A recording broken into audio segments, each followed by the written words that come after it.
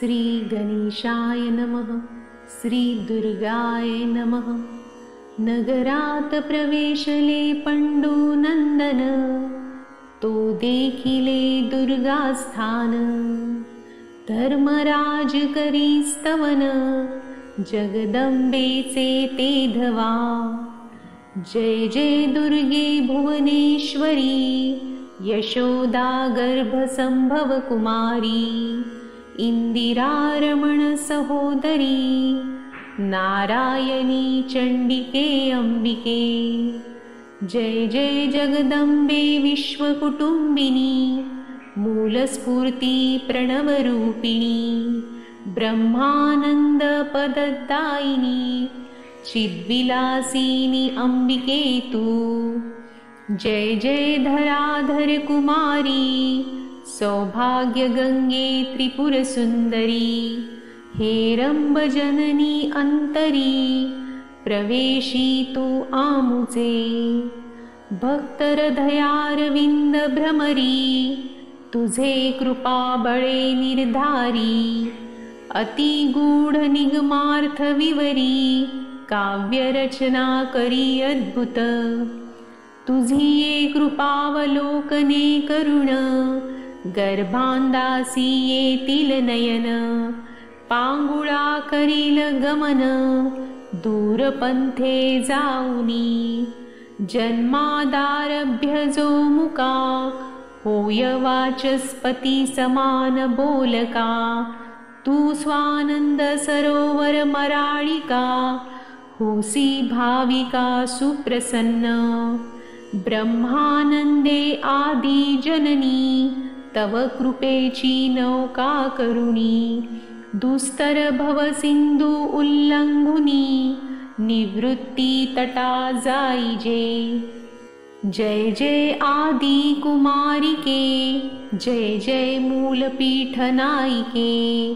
सकल सौभाग्यदायिके, जगदंबिके मूल प्रकृतिके। जय जय भार्गव प्रिये भवानी, भयनाशके भक्तवरदायिनी।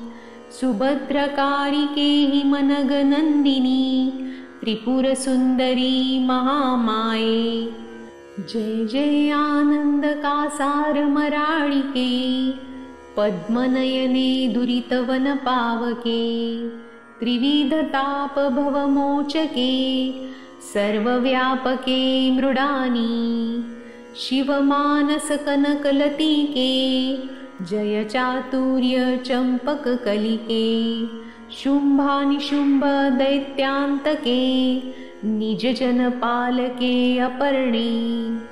तव मुख कमल शोभा देखुनी, इंदुबिंब गेले विरुणी। ब्रह्मादिदेव बाळे तानी, स्वानंद सदनी निजविसी। जीव शिव दोन्ही बाळके, अंबे त्वा निर्मिली कौतुके। स्वरूप तुझे जीवनोळखे, मनुनी पडला आवर्ती। शिव तुझे स्मरणी सावचित्त, मनोनी तो नित्यमुक्त। स्वानंद पद हाता येत, तुझे कृपेने जननिये। मेळवोनी पंचभूतांचा मेळ, त्वारचिला ब्रह्मांड गोळ। इच्छा परतता तत्काळ, क्षणे निर्मुळे करिसी तू। अनंत बालादित्य श्रेणी, तव प्रभे माझी गेल्या लपुनी। सकळ सौभाग्य शुभ कल्याणी, रमारमण वरप्रदे। जय शंभरी पुहर वल्लभे, त्रैलोक्य नगरारंभ स्तंभे। आदिमाये आत्मप्रिये, सकलारंभे मूल प्रकृती। जय करुणामृत सरिते, भक्त पालके गुणभरिते। अनंत ब्रह्मांड फलांकिते, आदिमाये अन्नपूर्णे। तू सच्चिदानंद प्रणवरूपिणी, सकल चराचर व्यापिनी। सर्गस्थित्यन्तकारिणी भवमोचिनी ब्रह्मानंदे। ऐकोनी धर्माचे स्तवन दुर्गा जाहली प्रसन्न। मने तुमचे शत्रु संहारिन राज्यी स्थापिन धर्माते।